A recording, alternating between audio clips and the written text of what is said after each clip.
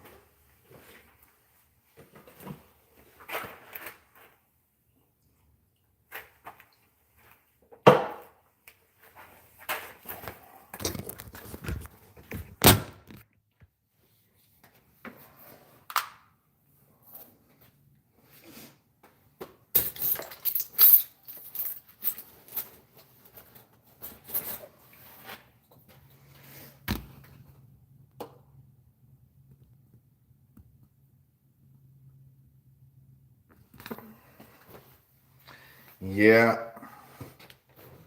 Alright. So I need to put the Dylan right here. There's a shelf right there. I gotta cut that shit out. I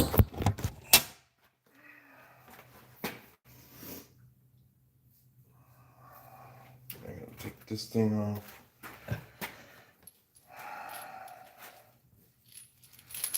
And all kinds of shit I gotta move.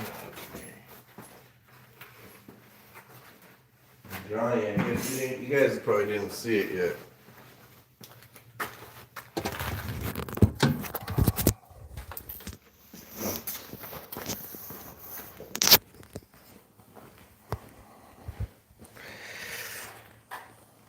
XL 750.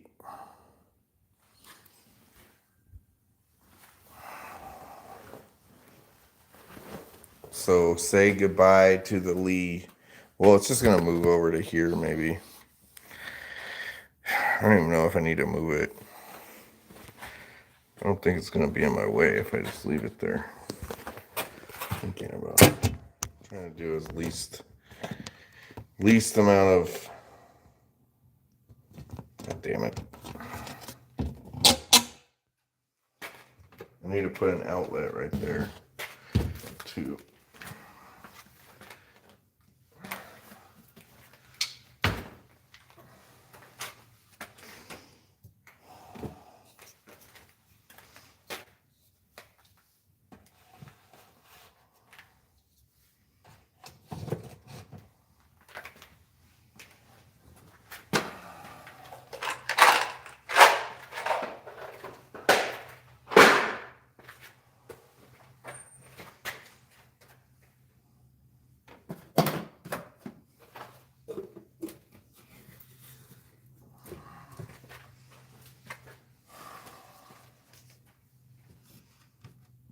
What up, Focus?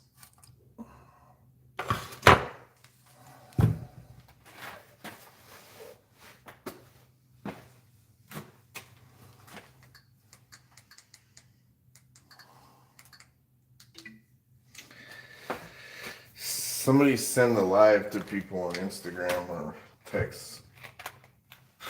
I think it'll be on for a minute.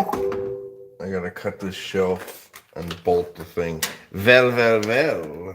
If it isn't my favorite mod ever.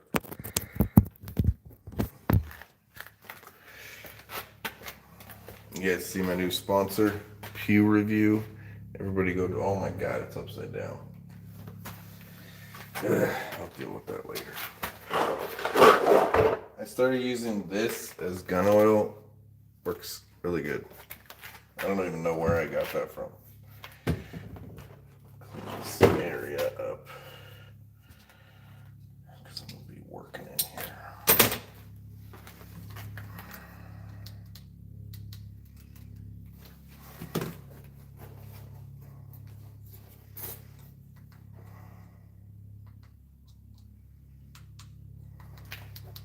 I don't want your upper.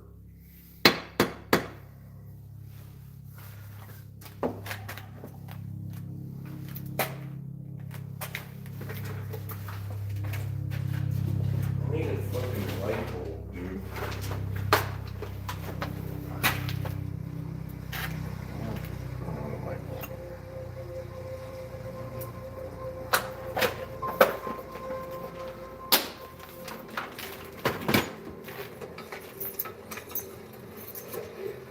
Diving, for me, is peace.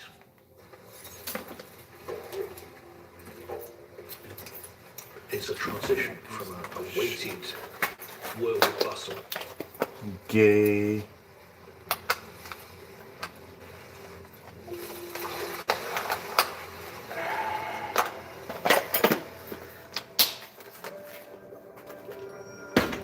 into this fantastic, peaceful, translucent world. The reason why I like diving as an archaeologist is that when I get down there, I feel, I see, I touch things. And so we're making if I can engage big with upgrades directly through diving. That's the best. Dude, the new light bulbs you wouldn't even be able to smoke meth off of. They're like plastic. Lying in nearly 100 meters of water, a 10th century Byzantine shipwreck. From a 1,000-year empire that at its height ruled much of Europe and the Middle East. It's the oldest connection to our seafaring past, made by one of the largest deep-water expeditions ever undertaken. Well. In 2015, the maritime archaeologist Making John room. Adams began a 3-year mission to discover Moving how the shit Black Sea was around and formed. shit. 20,000 years ago, this vast sea was a prehistoric lake, unconnected to the world's oceans. Large swathes of it was dry land on which early humans walked. How it then flooded remains unknown. Adams has brought together a team of leading international scientists to try and solve the puzzle. This is really going to sound cheesy, but we really are going to get through it.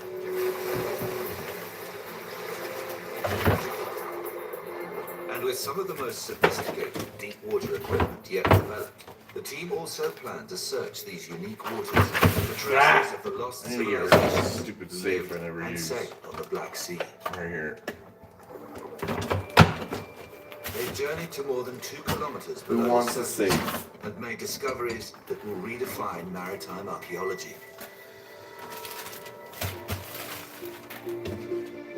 Perfectly preserved shipwrecks from history's greatest empires.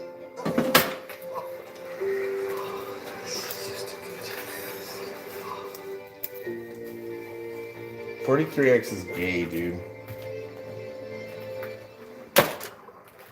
Now, the lost Byzantine merchant ship is the subject of a perilous dive by John Adams to retrieve an ancient amphora from among its timbers.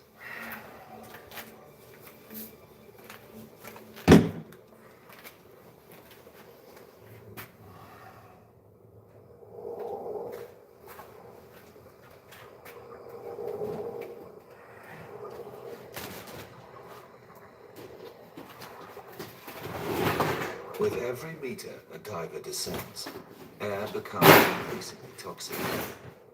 John Adams is diving to 95 meters.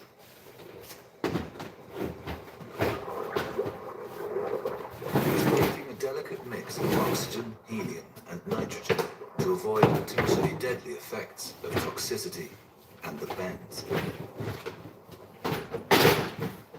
Fuck, man.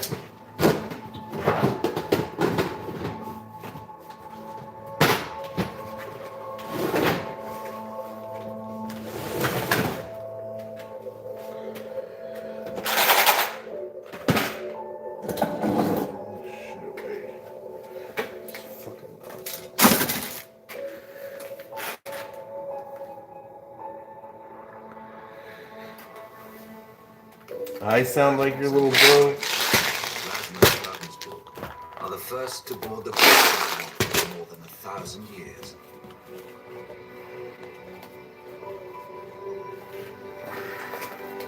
they'd expect to see as much. Does your little bro even reload, bro? It's almost like an artist reconstruction. God damn. I have a ton of 223 projectiles. I did not know So I that. could see the whole array of frames in the section of planks. And there's a really nice set of timbers that are all the way across the ship. In fact, you can see them actually. We're just approaching them here.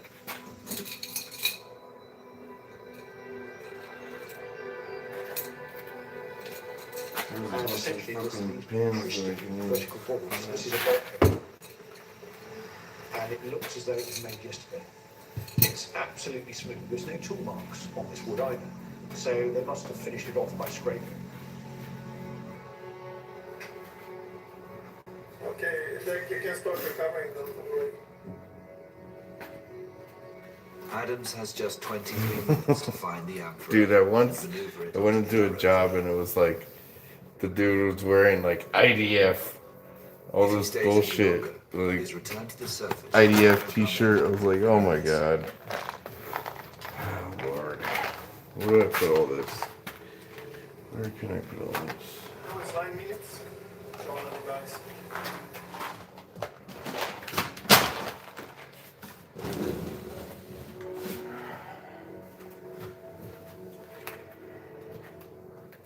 Got a ton of 45 projectiles too. The ROV has followed the diver's movements to the wreck.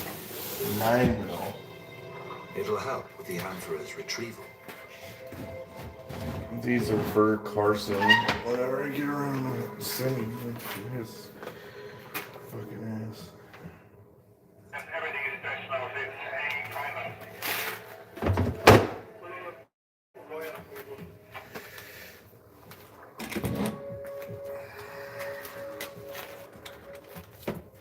Amphorae are made to be carried by the handles with 20 gallons of liquid inside, which is a long way. In fact, this was full of sediment and it was heavier than I thought it would be.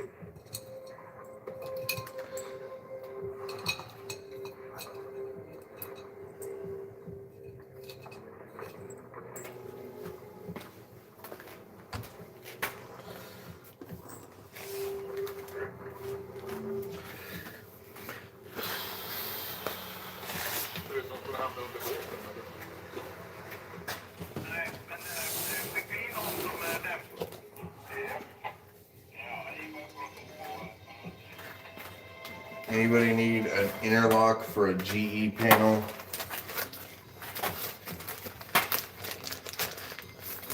M is quitting? Who's M?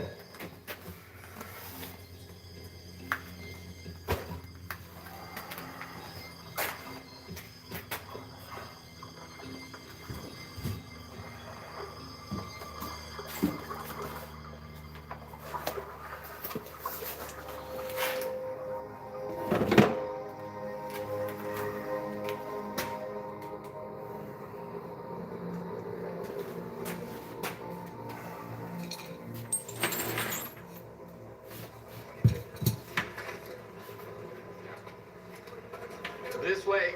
Yeah. Recovered from the seabed after 1,000 years, the Amphora, once a disposable container, is now a historical treasure. Okay.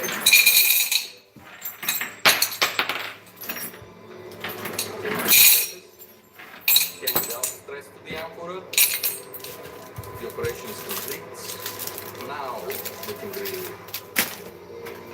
It's like all the instructions that I'm like, I need to keep these. And then I just never fucking look at them again.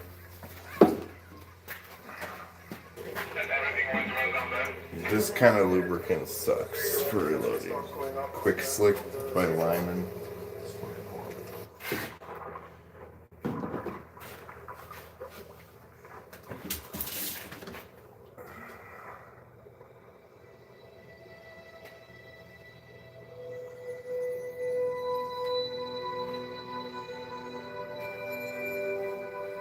You're in this huge great space of water, this wonderful sort of limpid void.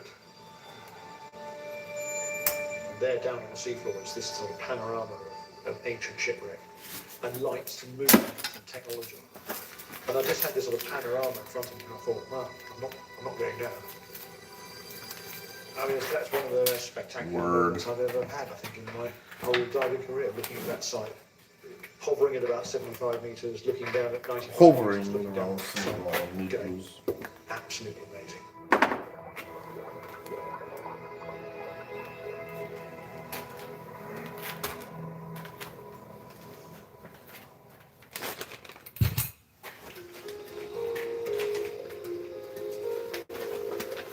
At the United Kingdom's National Oceanography Centre, scientists from the expedition spent 6 months trying to settle the argument over how the Black Sea flooded.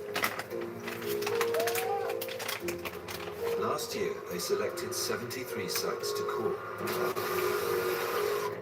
96 6 grains. meter hollow tubes were pushed into the seabed.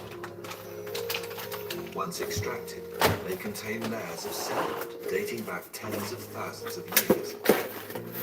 The scientists hope these sediments will reveal evidence of the ancient prehistoric lake that existed before the Black Sea flooded. That is time travel, isn't it? That is that moment captured just like that. Early research at one particular core revealed prehistoric shells that would normally be found on a lakeshore.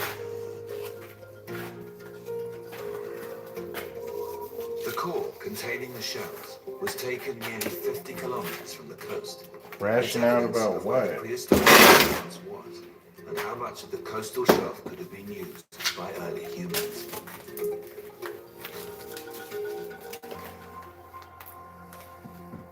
The scientists then turned to a different core to understand how the Mediterranean flooded and became the Black Sea.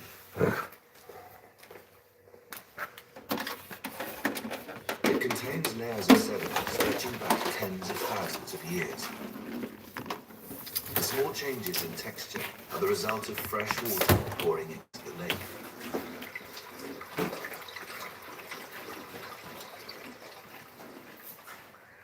So the sediments accumulate very slowly, but what they do is they trap a story in them. And what you see by the texture of this material is there are changes in here. The process that's causing this is actually a lot of fresh water coming in through the rivers, which will probably be causing flooding events. As the Ice Age ended and the Earth warmed, the vast rivers, today's Danube, Dniester, and Don, raised the level of Yeah, I gotta see if I have clearance on this. So this is our grave lake floods. Through to the I just have a top bunch here, of shit I don't know what to do with. I guess let's just throw it all away.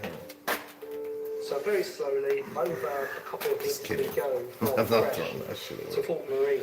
I think right here. found in several cores. These Take long, this off. continuous Might layers have of to grey get mud rid of this. laid down over thousands of Yeah, I years think I want are to proof just get rid that of the it. lake filled slowly with river water Shit. before the rising Mediterranean poured in through the Bosphorus.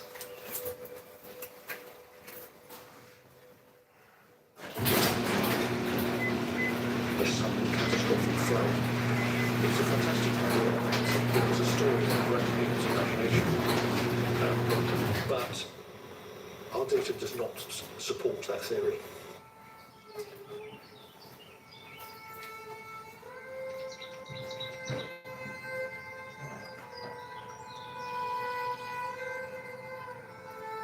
We would say quite definitely that the process happened much more gradually than has been proposed in the past.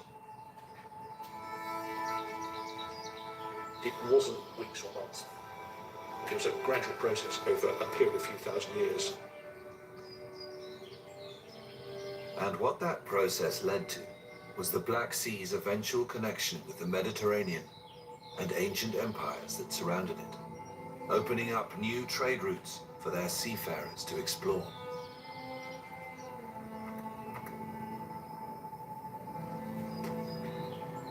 But so far, the team have not found any shipwrecks from those ancient civilizations. 43 wrecks were discovered last year, and the oldest was from the 10th century.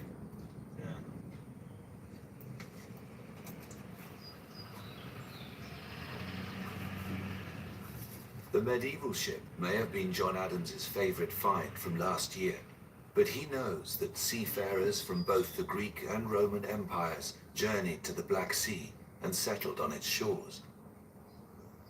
He knows the sea's uniquely anoxic waters, which preserve organic material, offer his expedition a chance to travel back deep into the distant past. Given the size and depth of the Black Sea, and the intensity of maritime enterprise that's happened in it and on it over the last several thousand years, there will be an enormous amount of historical and archaeological material in the water. So we've only started to nibble away at what was in there.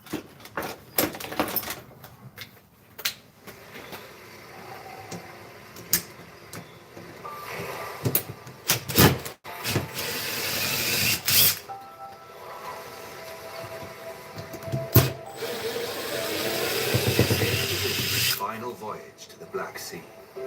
The team has just 1 month to find evidence of the long empire whose ships once sailed these mysterious waters. All we really would like is to find a pre-Christian Greek ship. That would be really be the thing. They should be out here somewhere. Working with Adams are the Bulgarian archaeologists Kalin Dimitrov and Veso Dragunov. Scientists who've spent years in the Black Sea looking for evidence of early civilizations. The team is on a different ship, the Havila. She's bigger and even better equipped than last year's survey vessel. Without bragging, I would say that this is the most well-equipped survey vessel there is in the world.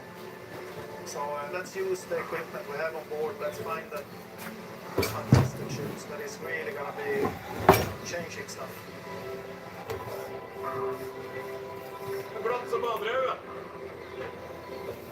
Many of the ROV crew from last year have I don't volunteered know. again. It might be fine. The remotely operated vehicle they'll be sending to the seabed is at the cutting edge of subsea technology.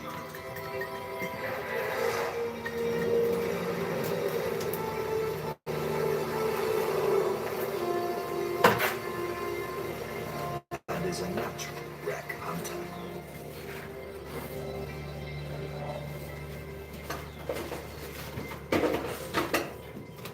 Controlled through a fiber optic cable, the Surveyor Interceptor can travel 4 times faster than other ROVs. Combined with a powerful sonar, it allows them to scan much more of the sea floor, looking for shipwrecks.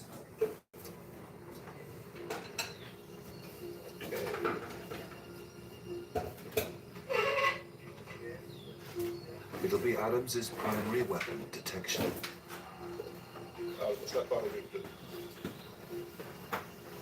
And more than ever, he'll be in the hands of the ROV pilots and the survey team. I need to cut this fucking thing.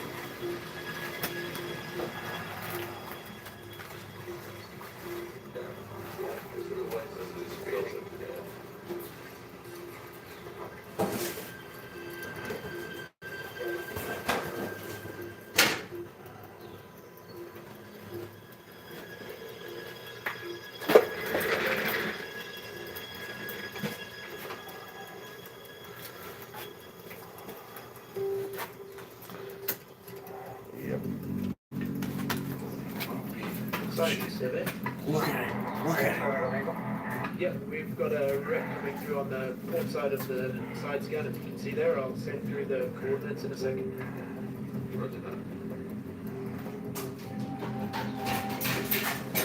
Having detected a signature, the surveyor is retrieved. And the Schilling ROV, with its array of cameras and manipulator arms, will inspect what's down there.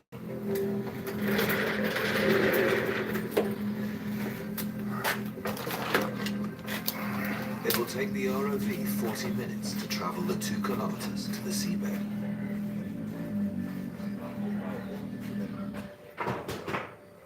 As it descends below 150 meters, so the water becomes anoxic.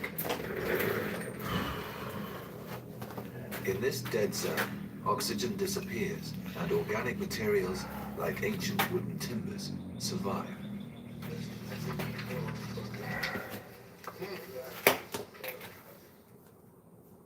The first wreck is a 200-year-old ship from the time of the Ottomans, who controlled the Black Sea from the 15th to the 19th century. It's the same as many of the wrecks they found last year.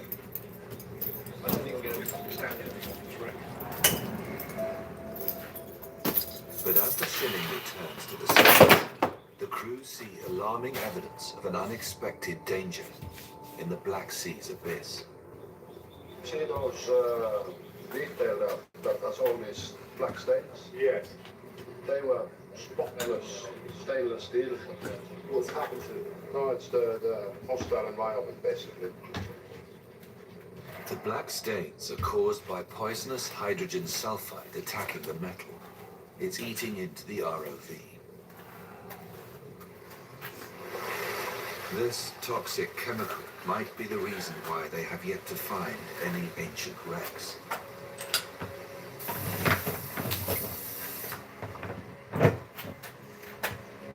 It smells like rotten eggs. You know, the typical smell of sulfur. It smells really bad. So we need to wash all our stuff properly. We have the RVs that go down on 2,000 liters. They need to be washed thoroughly because otherwise you're going to have all the fittings and everything is going to corrode.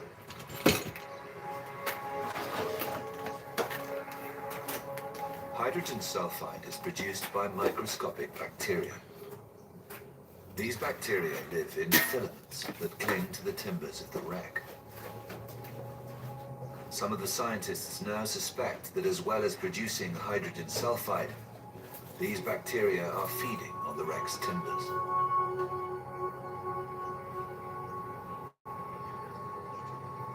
We looked at our 41 sites last year. The oldest one was 10th century, Byzantine. This is because the older ones simply aren't surviving. There's something in the chemistry of the environment which keeps them well preserved for 1,000 years or more, but then after that they dissolve. And I can't really think that's right.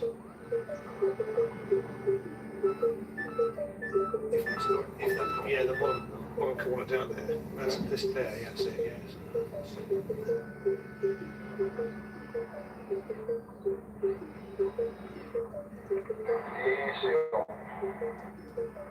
To find out if the bacteria are slowly destroying the wrecks, a sample of wood is retrieved for analysis.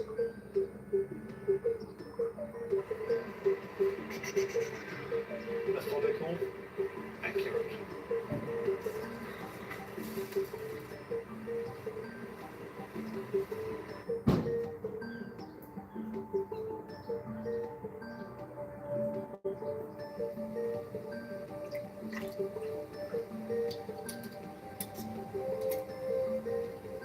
So from this piece of wood, I will produce this very, very thin section with a stain that I add.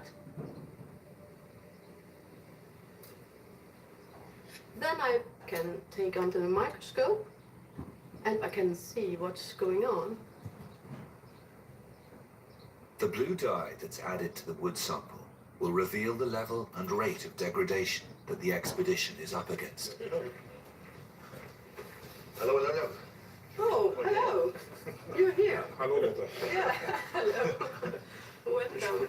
Yeah, I'm just looking at the small section I just cut. Where you can see the blue one, very degraded cells next to the white ones, which are fresh.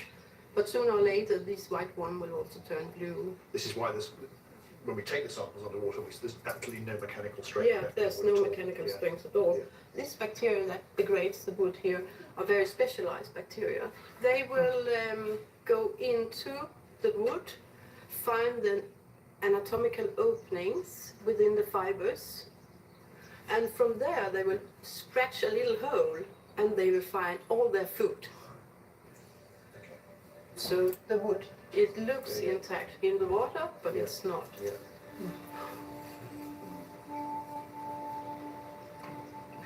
The cell wall is like a skeleton of the wood.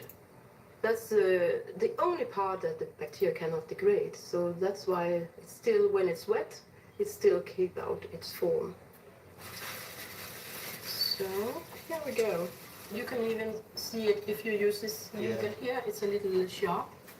Yeah. And you can Goes in easily. just press it by your hands without. And now I suppose that we can. Yeah. You put it up there. So it's so soft and spongy. There's not much left really.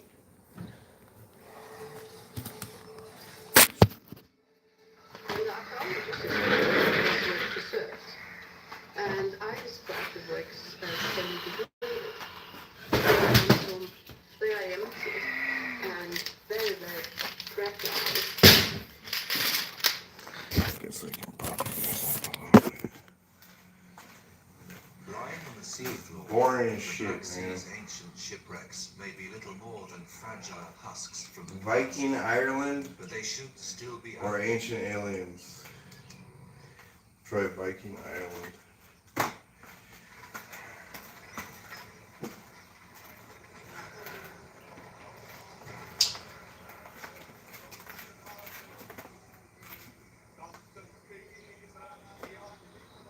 The Vikings.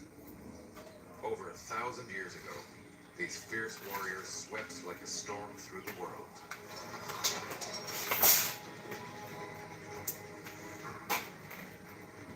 Now, new discoveries challenge what we thought we knew about them. We often think of them as being barbarians. They weren't barbarians. They just had a completely different view of the world to the way that we would look at it today. A discovery on a remote island suggests that the Vikings colonized supernatural powers in their quest for riches.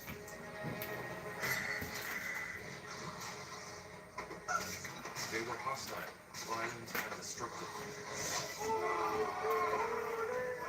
But evidence now suggests that during a mysterious crisis, they became unlikely saviors.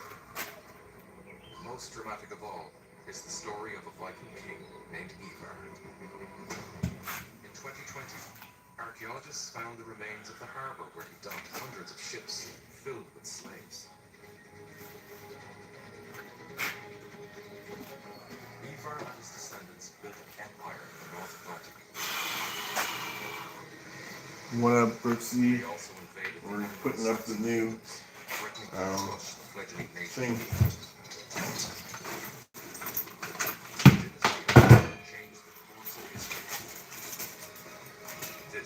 Also gonna put an outlet in. What do you guys want to do first? Cut the shelf or put an outlet in?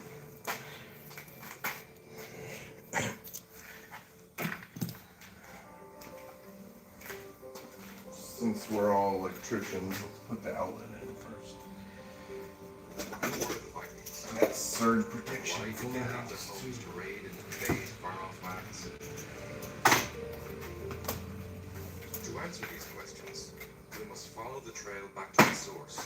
Many Vikings originated in Norway, and its oldest city, Tonsberg.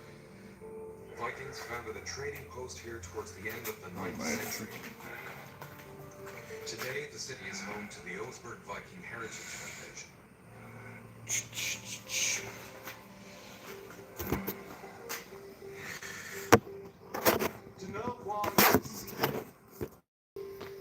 Adhering to a belief system that glorified war, the Vikings may have felt the duty to attack the Christian lands across the sea to the west. But they also had other motivations. So the Scandinavian society was a hierarchy. The possibilities for moving up in this hierarchy was very small.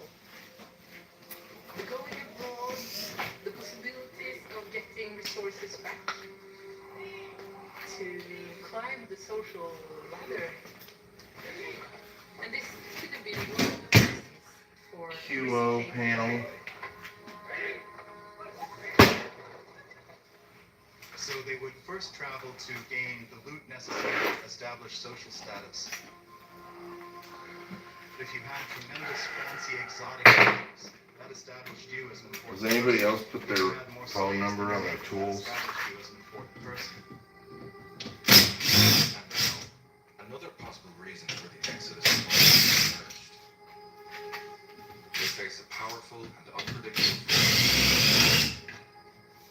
climate. I wonder how many kilo breakers I have in my truck. Past has always been.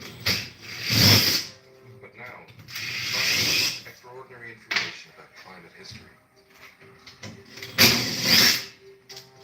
The climate leaves traces in the landscape for centuries, locked in the tree rings of ancient oaks.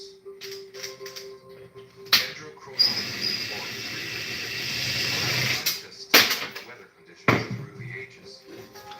Move that computer. Wow, this thing looks old as fuck. Lord have mercy. I got one breaker. Why is it like this? Who does shit like this? A severe drought struck northern Europe. This graphic map shows the worst affected areas. Old as shit. You guys want to see my panel? As dry year follows dry year, crops It's got one more spot. in Western Scandinavia.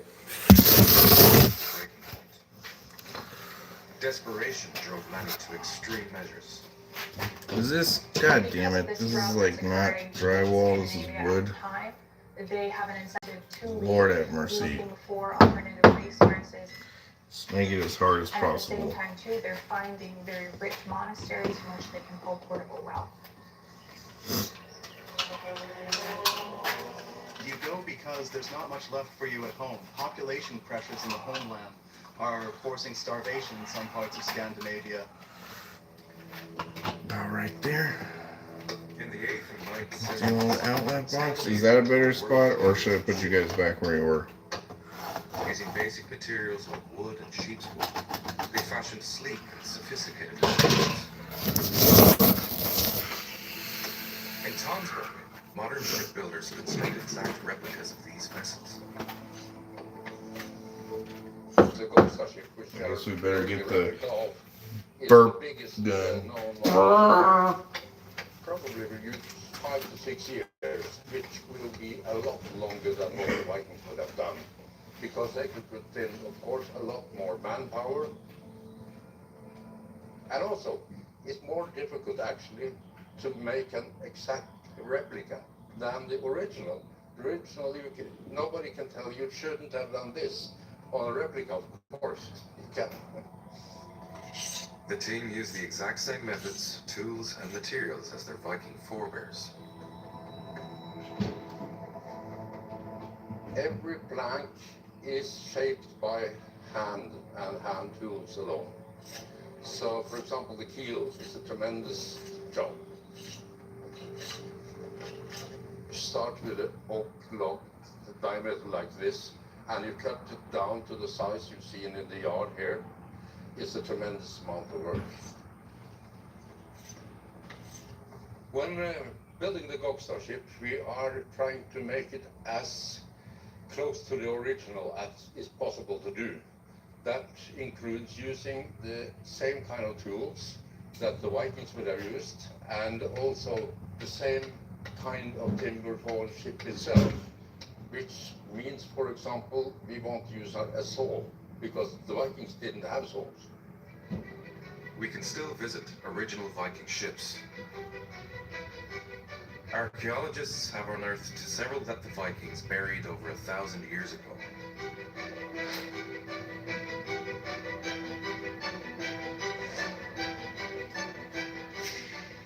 Some of the most famous are preserved here, at the Viking Ship Museum in Oslo. The design of the Viking ship is quite special. It doesn't go very deep in the ocean. To sail it, it lay high in water, so it was very fast. Because of the keel, it was also possible to go very near the coast. So the boats and the boat technology was very important. These ships were also perfect for raiding, thanks partly to unique innovation. The side rudder. The Vikings could lift the side rudder out of the water quickly, allowing them to maneuver right up to the shore. A real advantage when launching surprise attacks. For decades, Viking expeditions set sail from Norway, striking west across the North Sea and on towards the rich monasteries of Britain and Ireland. Among them were two proud and ruthless leaders. Olaf the White and the Viking king Found some Ivar. more breakers. Now, a new discovery in Dublin, Ireland reveals more about Olaf and Ivar. I And the can't even international replace that scale one of because it's a their power fucking and ambition. tandem. Hidden in the center of Dublin, the castle gardens are an oasis. These of tandems hospitality. all over this shit. They didn't even need to. A large pool They could have of just lake put it right occupied there. the site. It was a That's massive retarded as harbor, fuck. packed with warships and slave ships. 30-30, forget it. Locals called it the Black Pool of Dublin, and this gives Dublin its name. Rhodes, what up, Bubba? I miss you from time to time. Archaeologists uncover exciting traces. I told Rhodes if he was making fun of me because the Americans sacrifice their babies, and he said, In 2020, if archaeologists excavated if you were my son, I'd have you sacrificed. And I told him if I was his son, I would sacrifice the team dug down myself. through the centuries, uncovering material from over 1,000 years of history. And soon they made an important discovery. The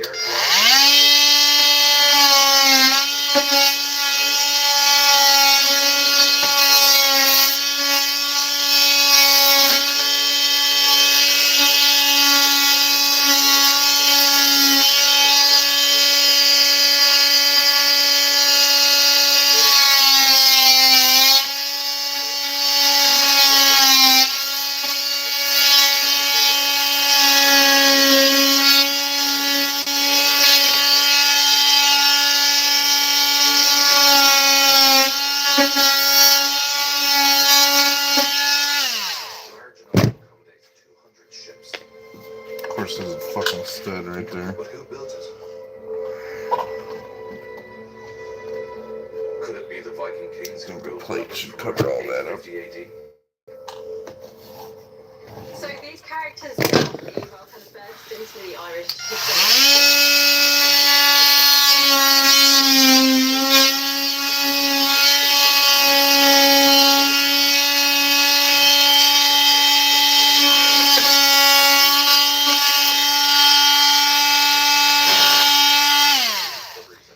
Quarter-inch drywall. What the fuck, dude? Oh, there it goes.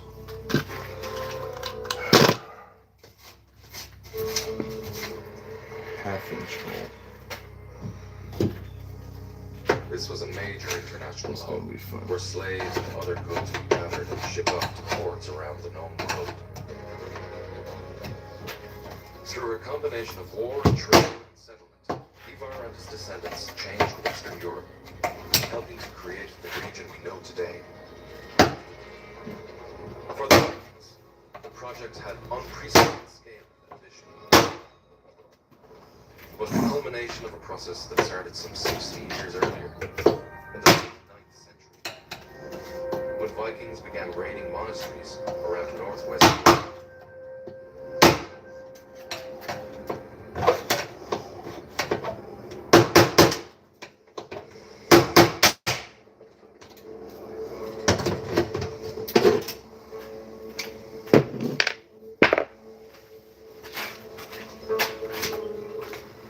The Norse at this time in Scandinavia were not practicing Christians. They were following their own religion. So they didn't have the same moral obstacles from plundering monasteries, which were rich with silver and gold. These monasteries and churches were largely unprotected, which meant that the Norse were able to come over and pillage them without much opposition.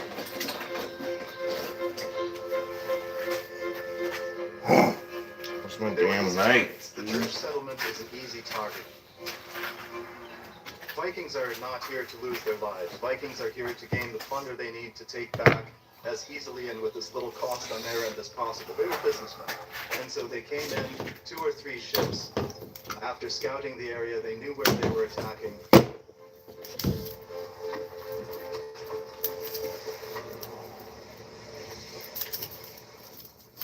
In 793 AD, Vikings attacked the monastery on Lindisfarne Island, off England's northeast coast. The invaders killed those who resisted and made captives of the others. They also carried off the church's precious treasures. Soon, others would follow their lead. Vikings didn't set out initially. Oh shit, I gotta move They this gradually freaking computer. down the Atlantic, and they would only have travel in the summertime. Initially, they went what is called a Viking, hunting for prey. They weren't out to conquer anywhere. They were just plunderers, raiders. They came down the Scottish Islands, down along, touching mainland Scotland, the north and the west, and then touching the north and the What voltage do they use in Australia? the Irish Sea.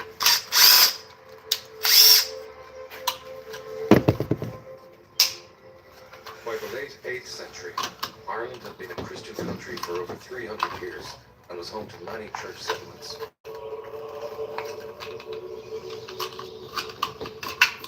These monasteries produced art objects and stunning illuminated manuscripts. But Ireland wasn't sitting around with saints and scholars. It lay splintered into dozens of small kingdoms, ruled over by kings and petty kings. My house is not burning down just yet.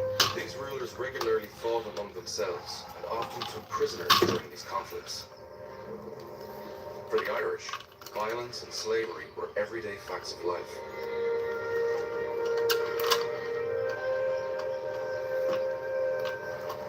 The main ways that the landscape of Ireland differs now to the Viking Age is in terms of forest cover. Ireland was thickly forested in large areas during the Viking Age. The landscape would have been less passable than it was nowadays because there would have been these tracts of forest and bogland to negotiate. For the Vikings, the sea wasn't a barrier, that was a roadway. Many monasteries were located around the coast, on islands and promontories. Lying just off the Antrim coast, Rathlin is one of Ireland's most northerly islands. The abbot Congal founded a monastery there around 580 BC. Living under strict rules of poverty, chastity, and obedience, a small community of monks flourished on the remote island for the next 2 centuries.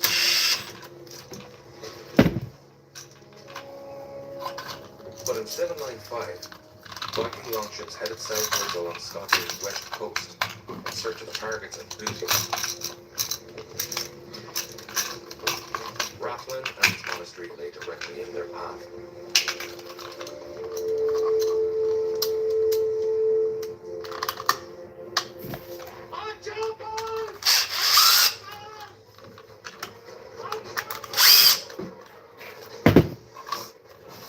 They would have done a targeted raid, fast in, fast out, as much loot and as much slaves as they could take away in a single trip.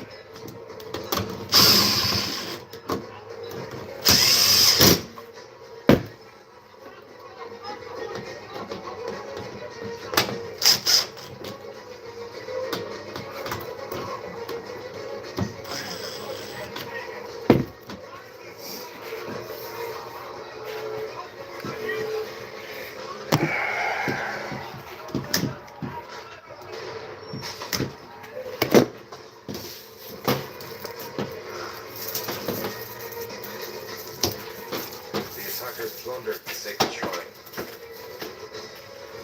Those who resisted were taken prisoner. Grounds, they're not even separated. Wow. Then they set fire to the monastery.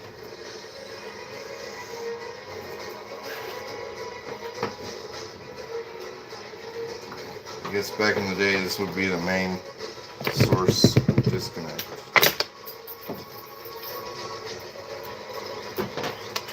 Traces of the Rathlin Vikings lay buried for over 1,000 years.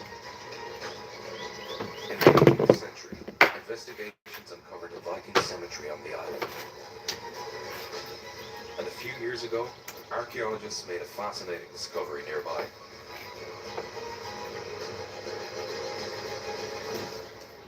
finds suggest that in their quest for riches, the Vikings called on supernatural powers.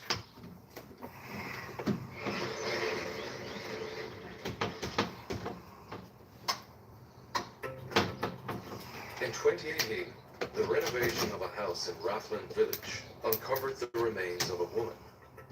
Buried alongside was an ancient brooch. Its presence indicated that whoever this woman was, she died a very long time ago.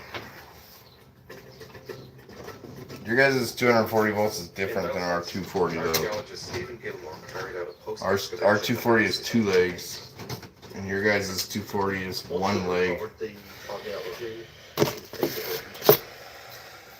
she had lived a very hard Cover life. ahead of my truck. There was a great deal of It's a evidence garage. wear and tear in her joints, evidence of degenerative joint disease, osteoarthritis in her back, evidence of her kneecap, her hip joints, her hands. Basically, she would have lived in constant pain.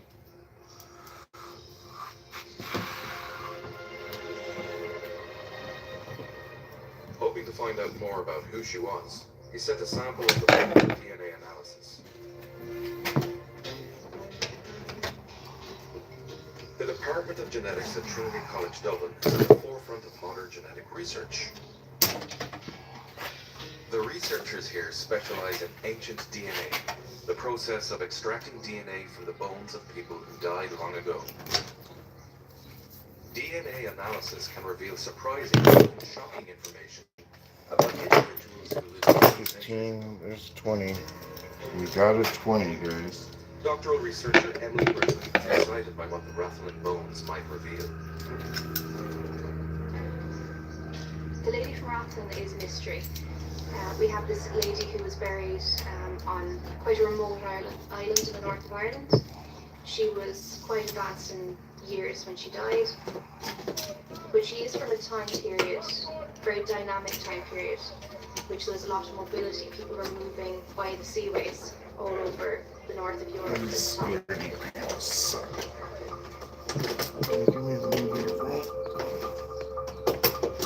Extracting DNA from modern day individuals is very, very easy. We can get DNA from blood, tissues, even saliva. It's a completely different matter when we're dealing with archaeological remains. Much of this material, we're not actually going to get any usable amount of human DNA out of this. But there are some skeletal elements that are particularly good at preserving ancient DNA, what we call the Petrus temple, which surrounds the inner ear. Ancient bones are often in such bad condition that survival of a Petrus bone is by no means guaranteed. Luckily, the Rathlin remains yield a usable sample. The team carry out the analysis. They're surprised by the results. The genetic analysis confirmed that she was female, and she was estimated to have trace of an Irish, Scottish-like ancestry.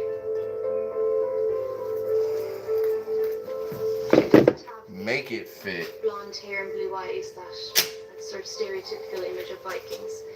She had dark brown hair, brown eyes, and a lighter skin tone. I know we all have the idea of, the classic. Now for the surge protection real quick. But we also see diversity. Breakers are never gonna come in there. Pigmentation as well. Scientific analysis tells us a lot about the Rathlin Totally bone. flush. She was not native to the island, but grew up in Norway. But she's still cloaked in mystery. Who was she? And how did she come to die on a lonely island, so far from home?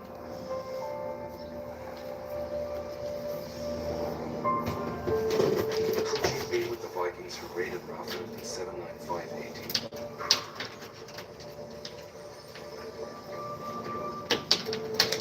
She obviously wasn't a settler because there's no evidence of Viking settlement in Rathlin. You don't bring an old woman on a raid or trading mission without a very good reason. You want your ship filled with active oarsmen, active warriors. Her role in a military mission, I think, it's much more difficult to explain. In this condition, be a part of a working team on a boat is not likely. And then, of course, you can look at other possibilities.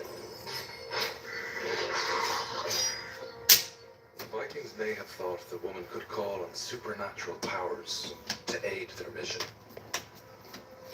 Is there a possibility that she was their wise woman?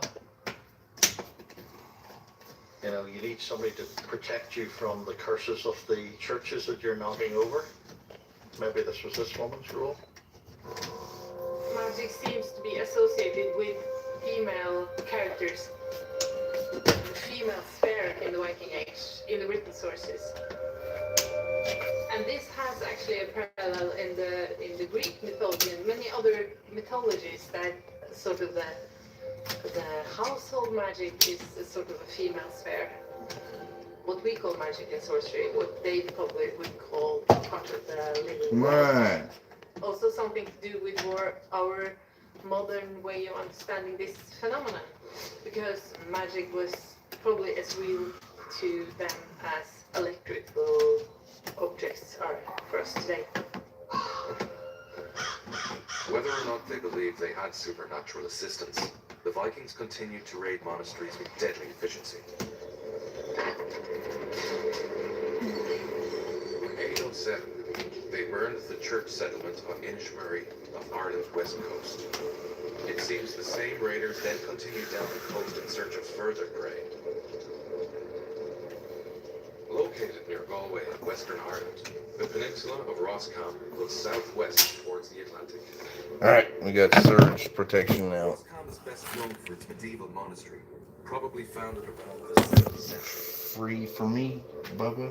All that survives of Still remains cover a my small account. church, a graveyard, and a round tower. Today, this seems like a remote rural area, but during Viking times, it was a major hub of European trade. So much so that it's attracted a research team from the University of Minnesota. Researchers Steve Matthews and David Woodward believe that before many European cities existed, Roscommon was an important international center. They used remote sensing technology to find out more.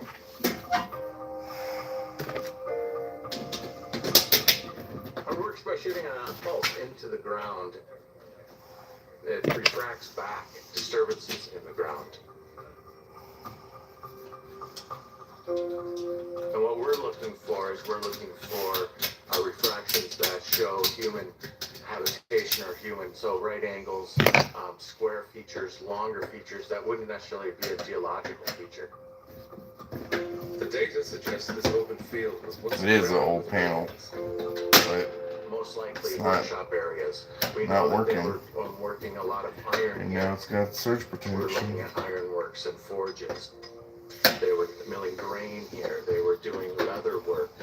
And really, monasteries operated Jesus, as my a hand's getting craft tired. center for the local area.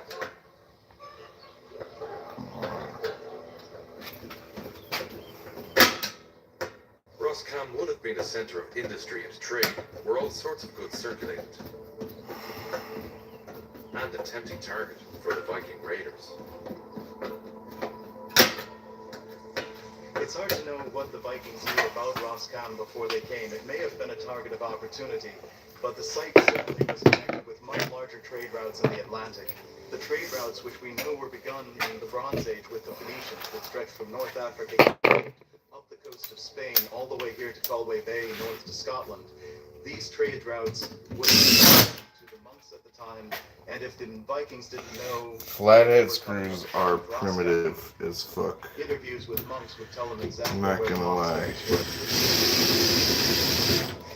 When we think of Ireland today, we think of it as a land. When you lived here in the 6th, 7th, 8th century, the gateway to the water. The water is the highway to the world. The Vikings understood this. Surge protected panel. What this says to me is that the Vikings knew and understood there was a rich monastery here at Roscommon at the time they hit it.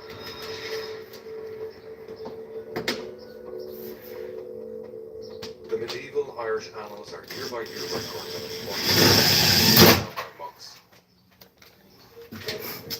An entry for 87 AD chronicles the attack on Roscommon. Literally, the heathens invaded Roscommon. The moon was turned to the color of blood.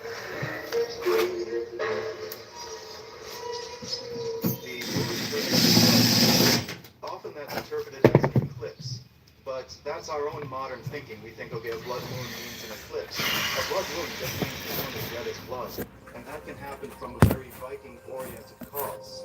The Vikings did build it. When you burn things, especially on a massive scale, the moon turns bright. Alright, now I gotta cut this shelf off. Doesn't want to let me freaking charge my phone. Guess I can use the new outlet. Alright. Perfect. And that goes all the way back to the very early Shit. church. Tertullian, the church We father, are said, in "The blood business, of the martyrs guys. is the seed of the church." Vikings won battles with nasty weapons and a vicious attitude. Monks believed they would always win the war by outlasting it.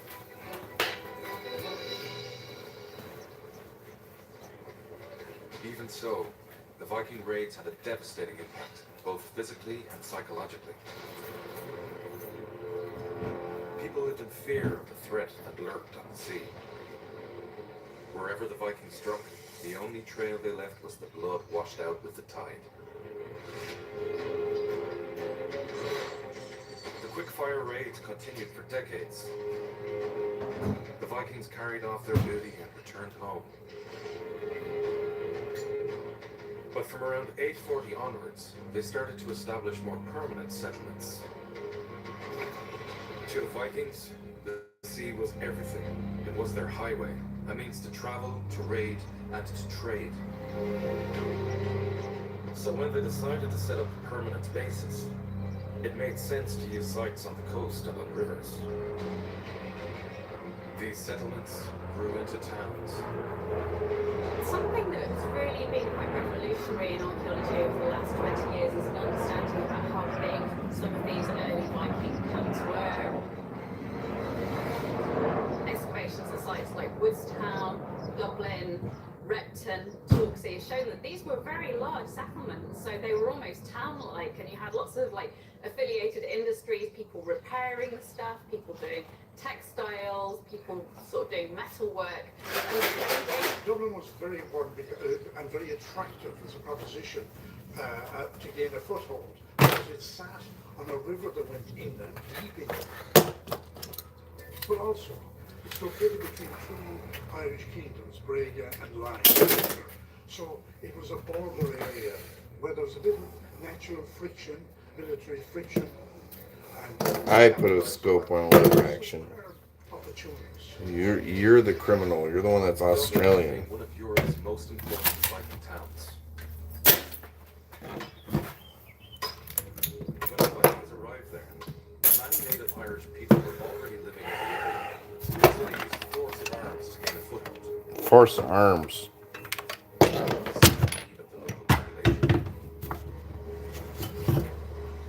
So the Vikings came were attracted to Dublin not just by the Liffey, but they needed roads and they needed access to fields and they needed food. But they had to have interaction. What up, PBS? The Irish, they must have been Well. What do we have here? I'm setting up my newest edition. Y'all want to see it?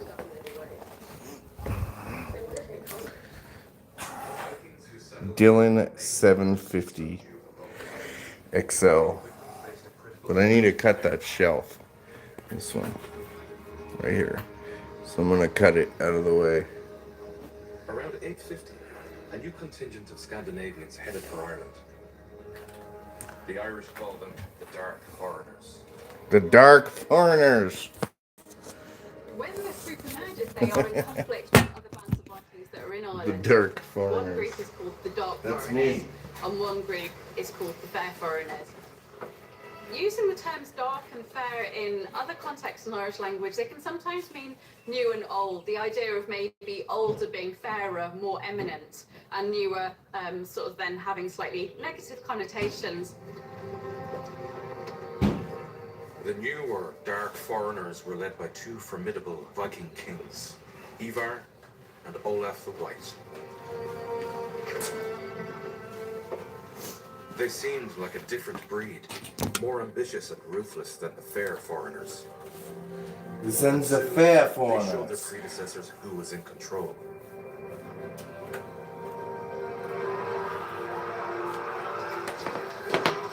The dark heathens came to Dublin, made a great slaughter of the fair foreigners, plundered the naval encampment, both people and Sounds property. familiar.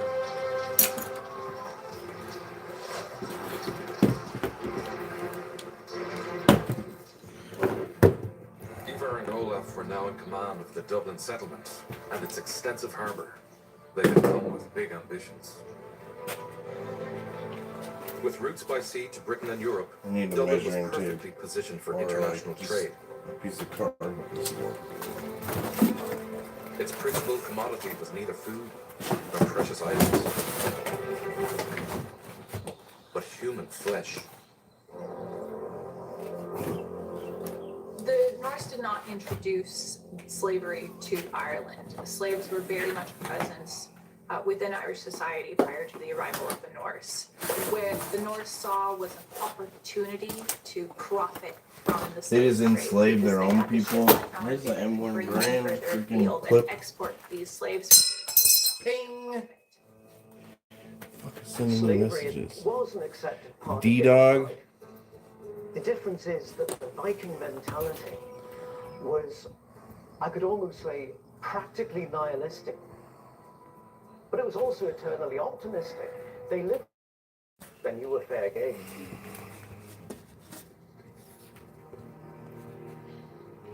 Ivar and Olaf got.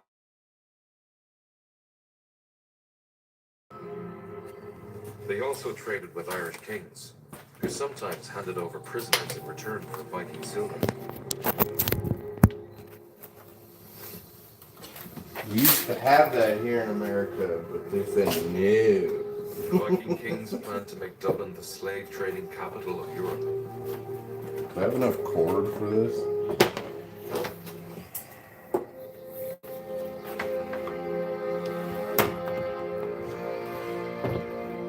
And to realize this, New they outlet. equipped and maintained large numbers of warriors.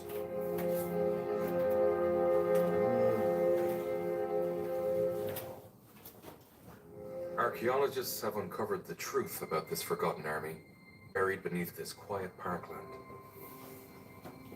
At Island Bridge in Dublin, the National War Memorial Gardens are a calm and poignant place. The site commemorates thousands of men and women who gave their lives in the First World War. Do you have any glasses? But this place is also connected Look who with another decided to map. shoot.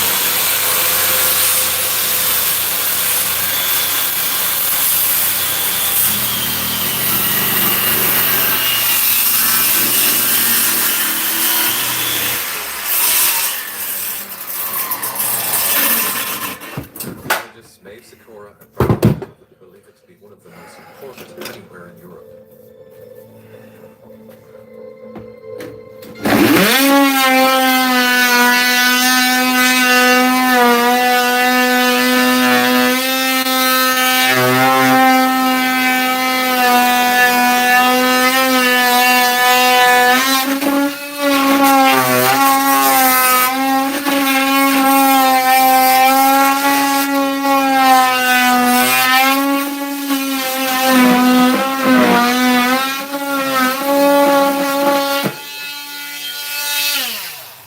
Viking men buried with their weapons. So what's remarkable about Island Bridge in Kilmainham is the number of swords that were found, which is indicative of a warrior elite, really, that were operating in Dublin at this time. Work on the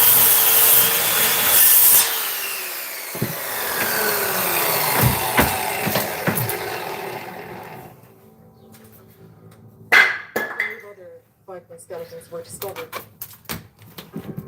And one of these is actually Thought that was an gonna be incredibly harder. well-preserved skeleton, and again, one of the few complete skeletons that survive. And he was about 1.87 meters tall, so a very, very tall, strong individual. And he was discovered again with his weapons. The entire grave was block lifted and brought into the National Museum for excavation.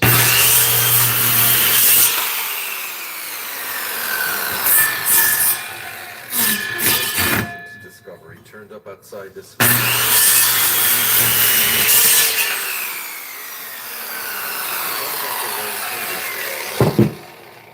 spear. Further investigation revealed human bones.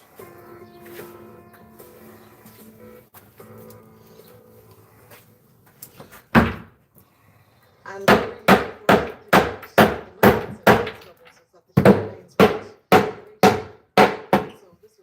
obviously very exciting to think that something might still remain. It may be the sort of last remaining trace of in-situ burials in this part of Dublin. Modern technology allowed for a scientific investigation of the remains. Should I take that part off or just leave it? This individual died between about 18 and 20 years of age, so he was a young man. Isotope analysis done on a tooth indicates that this individual did not grow up in Ireland. Yee. Was probably Did you see what I got, Hampty? Why I'm doing a live? Hold on. Hampty, let's check this out. Dylan 750.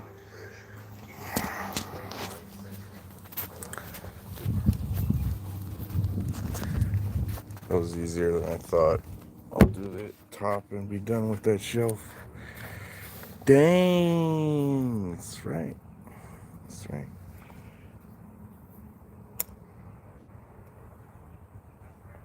So I added an outlet. I'm gonna mount. I had to cut that shelf out of the way to mount it. I'm gonna vacuum next after I cut that top part. It's got most everything. The only thing that doesn't have is a Mr. Bullet feeder, but I got one already for $75.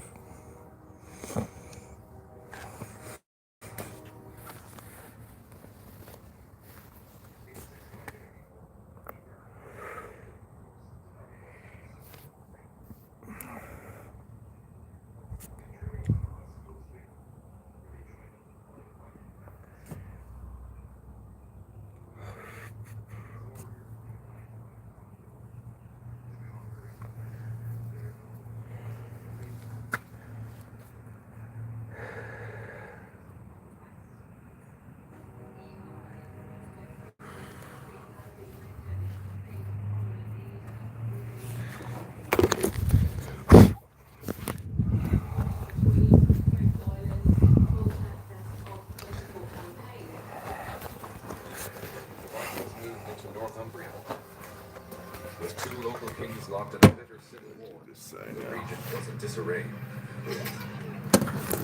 Yeah, my buddy's gonna come over and help me put it together tomorrow. York. The guy I bought it off of.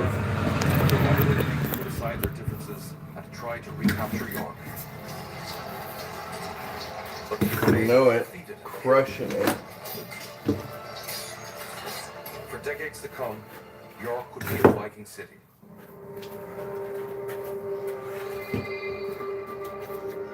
The Vikings then headed for Whitby Abbey on the North Sea coast. These Gothic ruins date from the 13th century, but hundreds of years earlier, an even older monastery stood here. A Viking war band, led by Ivar himself, attacked and ransacked. Still abandoned and empty. In the late 860s, the Viking army invaded the Anglo-Saxon kingdoms to the south, laying waste to large parts of the country. This was a clear change of strategy for Ivar and the other Viking leaders. Instead of making quick smash-and-grab raids, they now focused on conquering large tracts of territory. Ivar's campaign in Britain succeeded beyond his wildest hopes. At York, he established a new base, a counterpart to the Viking kingdom of Dublin. We sometimes have stereotypes of Vikings kind of meatheads who didn't really plan things out, but to organise such a successful political kingdom that stretched across the Irish Sea, that required a huge amount of planning. Ivar and Olaf had also gathered a huge supply of the most lucrative commodity in the Viking world. In 871, the annals recorded a dramatic event. Olaf returned to Dublin with 200 ships, bringing with them in captivity from Ireland a great prey and Britain.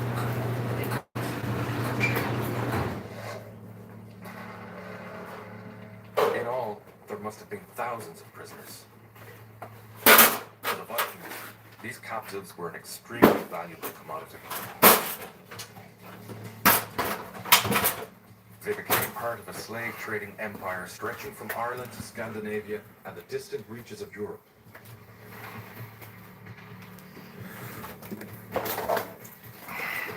Ivar died in 873. By then, his reputation was such that What the hell is all this? Bunch of fireworks? Where did these come from? By the time of his death, he controls most of the Irish interior, from the Orkneys, the Western Isles, Argyll, Strathclyde, Caithness, the Isle of Man, and of course, Dublin and York. It's a massive, vast area of territory that one man has carved out in his lifetime. I mean, I can see the empire being kind of credible in some ways. They certainly cross boundaries, and we're talking about maritime kingdoms here. What was this? Ivar's descendants now took up the mantle of Viking power and ambition.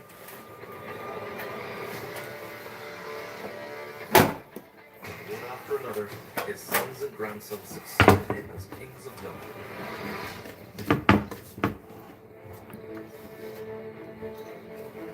Territories controlled by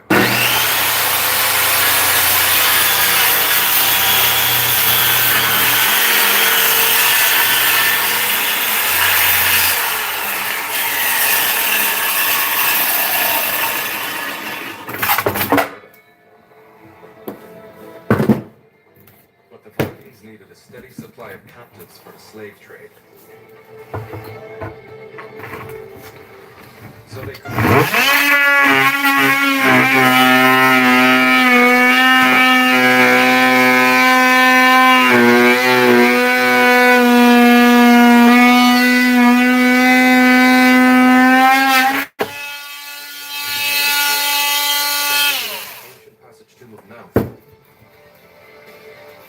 the Vikings had attacked and plundered the site of the passage.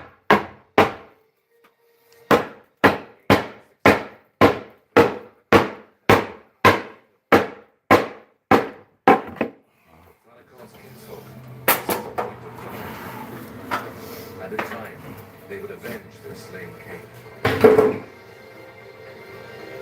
In 902, the men of Brega joined forces with the Kingdom of Leinster and struck at Dublin. It seems the two-pronged Irish attack caught the Vikings off guard. They were at the height of their power, you know, that they had already won sort of great victories in Britain and Ireland, and so to overturn that, that would have required quite a lot of planning and good luck to achieve that I victory. think I can play this one. Were driven from the fortress This of one. Dublin, and they abandoned a good number of their ships and escaped half dead after they had been wounded and broken. By now, all of Ivar's sons were dead. Several of his grandsons survived the attack and fled to Britain and France. The Dublin Vikings had suffered a devastating setback. But this was far from the end of the dynasty of Ivar. In the decades that followed, Ivar's descendants would recover their fortunes and wage war once again. And the greatest battle they fought would decide the fate of England. All the evidence we've got suggests that there were thousands of people who participated in the battle. There was a huge gathering of military power by the standards of the time. Where the battle was fought will be where the birth of the nation of England happened.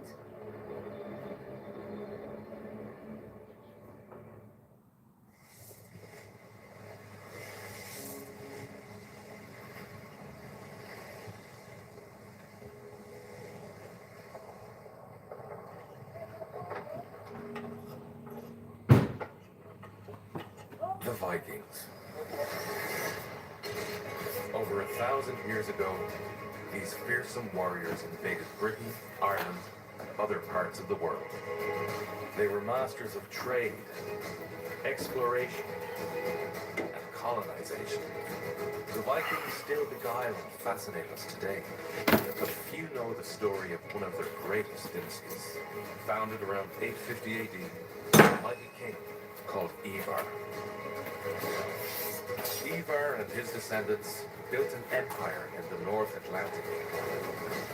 These Vikings brought chaos to the lands they invaded. But their contributions to trade, society, and culture became mainstays of society. The battles they fought decided the fate of Northwest Europe for centuries to come. And now, science suggests they may have saved one country from disaster.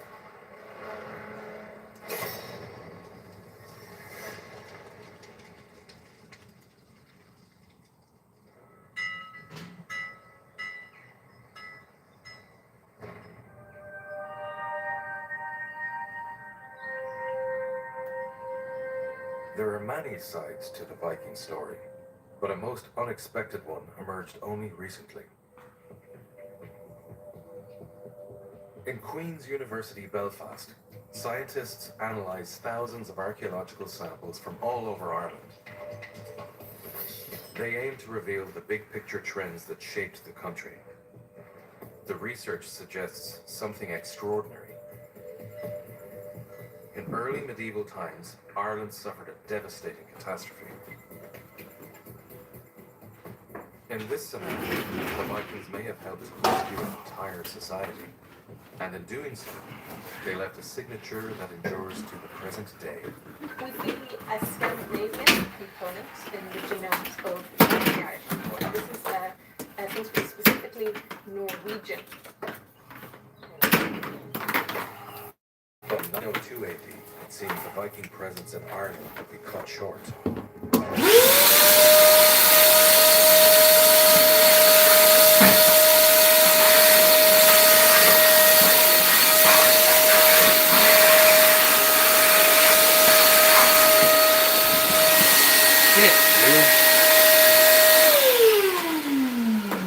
Vacuumed up my boar snakes. A Viking empire. And that's why the grandsons of Ivan are here so much, because Ivan himself is considered such a huge monumental figure. Ivar's grandsons controlled the main Viking settlements, including the Kingdom of Dublin. The Irish called them the Dark Foreigners. In 902 AD, the Irish hit back at the invaders. The kingdoms of Brega and Leinster attacked Dublin and won a crushing victory. We've got really vivid chronicle narratives of the time telling us how the Vikings were driven out and they escaped half broken and half dead across the sea. The victorious Irish took control of Dublin. For the dynasty of Ivar, it was a devastating setback.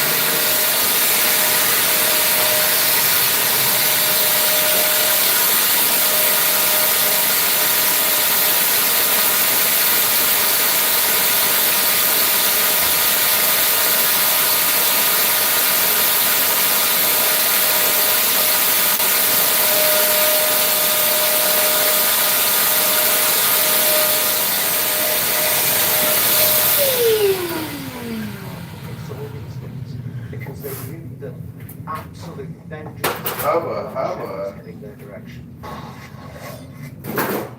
15 years before, the men of Leinster had driven citric acid. Now, he had a chance to settle the score. Irish warriors were on the march nearby, led by O'Gare, the King of Leinster.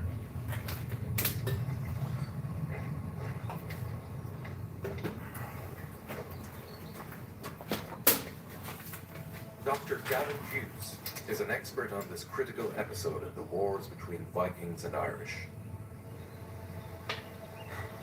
Some people think that O'Gare knew that the army of Sediment was here and went deliberately to engage him.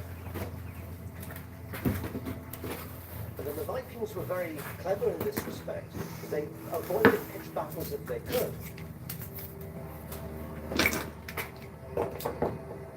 I think they probably saw the opportunity of O'Gare's army marching past, and they thought, right, we can take them on. Today, this small river valley near St. Mullins looks peaceful and picturesque. But 1,100 years ago, it was drenched in chaos and carnage. Because this is where Citric attacked the men of Leinster. Then it would have been a free-for-all.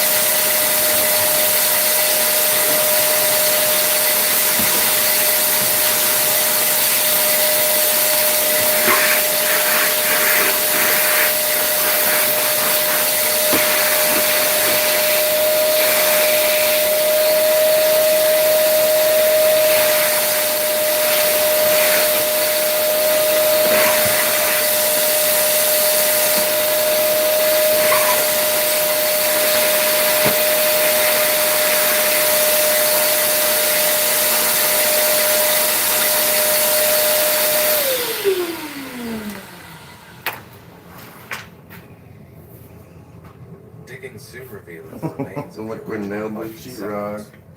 Have fun with that, to unearth the Anonymous. earliest layer of the city. 25-year-old archaeologist Pat Wallace was put in charge of the archaeological excavation. What he discovered was breathtaking. A unique blueprint of what a 10th century European town looked like. When you know about Dublin in the 10th century and early 11th, than you do of any other town in Northwest Europe, even London and Paris, we have a clearer view of the plot layout, the pathway widths, how plots were used, the types of building, where buildings were located, all of that over several layers than we have in any other Northwest European town. The Vikings also fundamentally changed architecture in Ireland. Before they arrived, Irish architecture had one overwhelming feature: roundness. But the Vikings introduced a whole new way. Adjoining Wood Quay and along the edge of Fishandle Street, Pat uncovered the remains of their houses.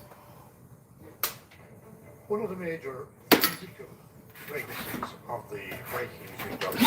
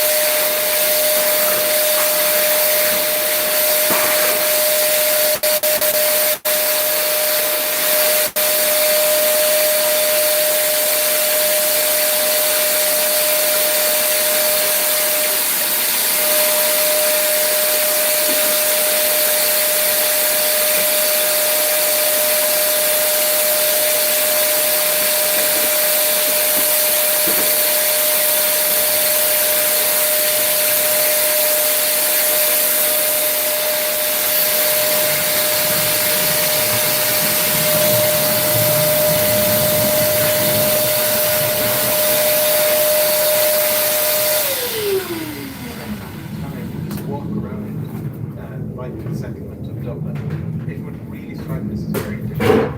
But what would be, it would be small.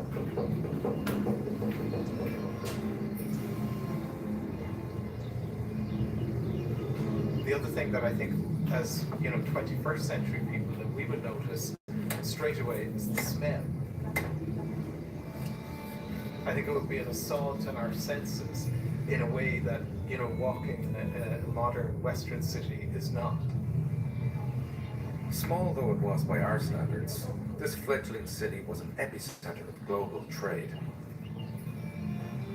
At this stage, this is what you're starting to see, is people who are doing craft working in industry, using imported raw materials from the Baltic and the North Atlantic sea trade, and they're turning them into commercial goods that can be sold out of the port of Dublin.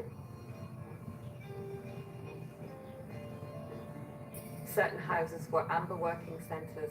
Now, amber obviously isn't native to Ireland, it's brought from the Baltic by the sea trade.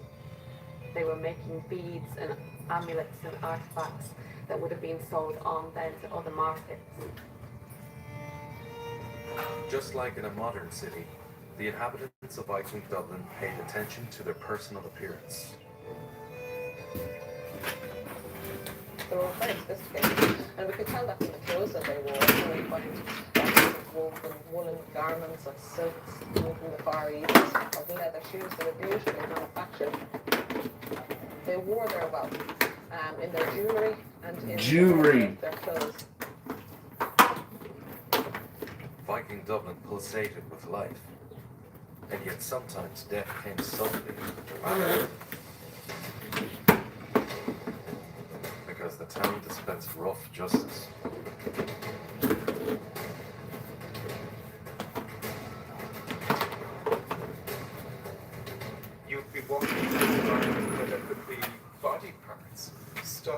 around the periphery of this settlement.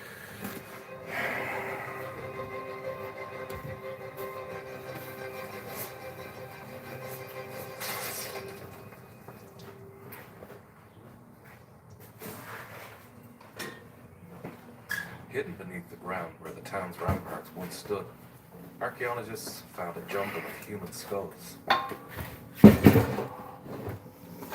Bioarchaeologist Dr. Barrow O'Donovan is an expert on human remains and what they tell us about their owners.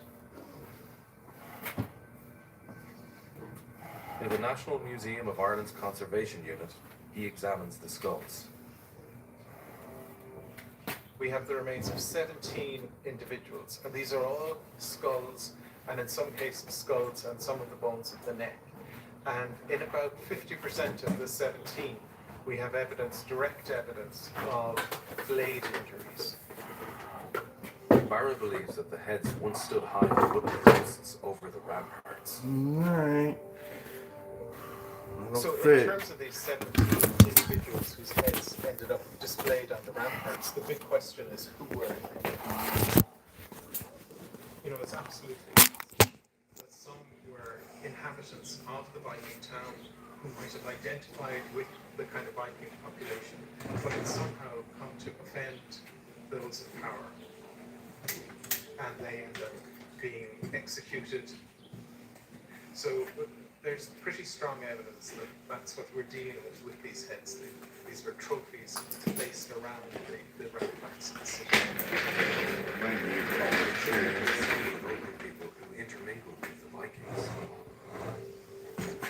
One of the ways in which we've looked at that is to look at the stable isotope signature of their teeth, because you are what you eat.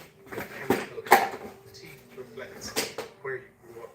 And that has given us equivocal results that most seem to be local to the hinterland of Dublin. Now, whether that means they're insiders or outsiders in the context of 10th century Dublin, that's a very difficult question to answer, because you know, Dublin was very much a melting pot.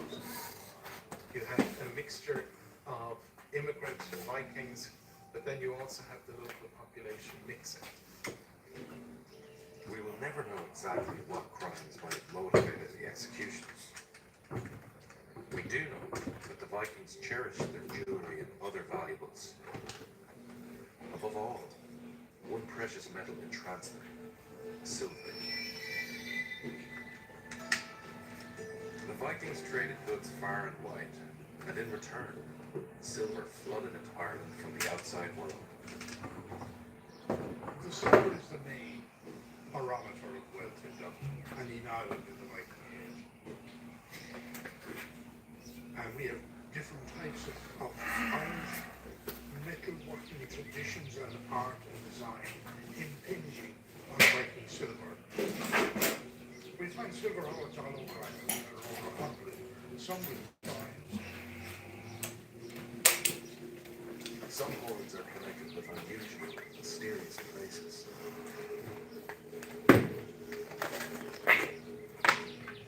Dunmore Cave's limestone grotto formed over 300 million years ago. It contains some of the most spectacular cave formations anywhere in Ireland.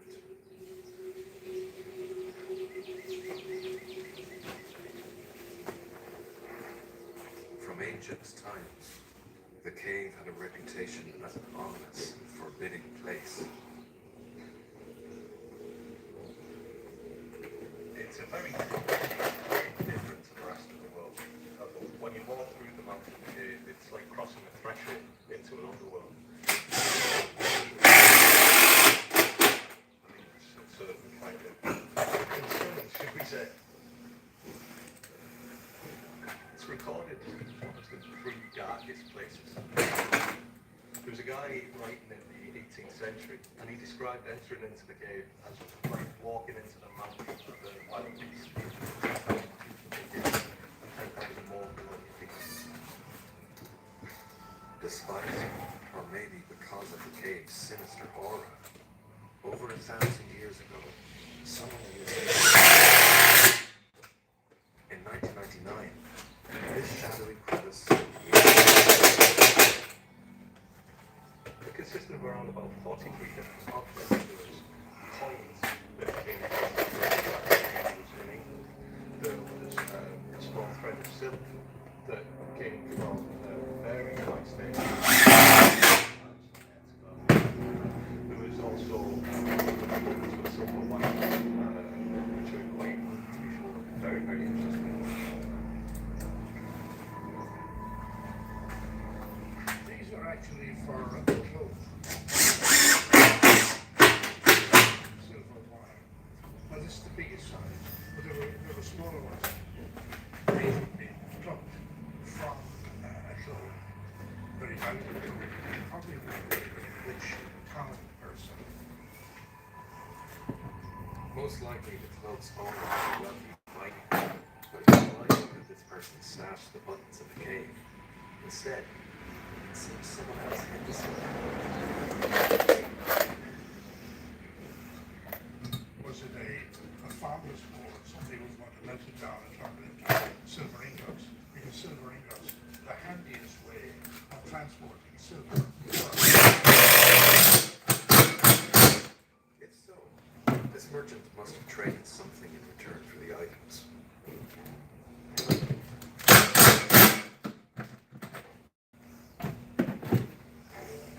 The Vikings continued to operate a massive international trade in slaves.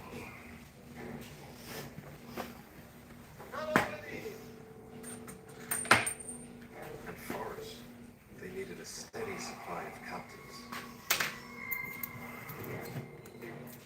The Irish kings saw that opportunity and bought into it.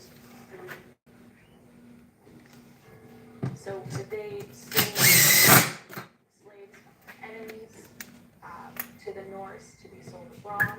The silver that we find is probably as a result of selling slaves to the Norse for profit. I think we're done about for the live. Through both trade and raids on settlements, the Vikings had taken many captives. To stop these prisoners from escaping, they needed a secure location. Overlooking the southern fringes of Dublin Bay, Dalkey is one of Ireland's most affluent suburbs. It even has its own offshore retreat, a small, picturesque Dalkey Island.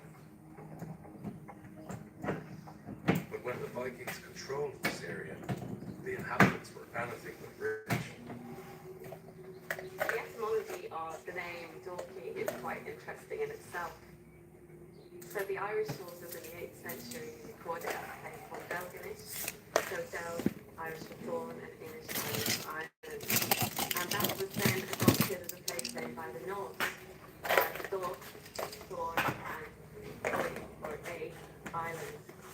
So that's the origin of the place name. The Vikings used this place for a very specific purpose.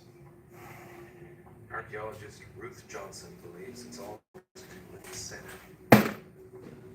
You could describe Dalkey Island almost like the Viking Alcatraz. It was a place where slaves were bought and held, probably only for a very short period of time, so prior to being taken to the slave market at Dublin. Cool. I'll see you guys later.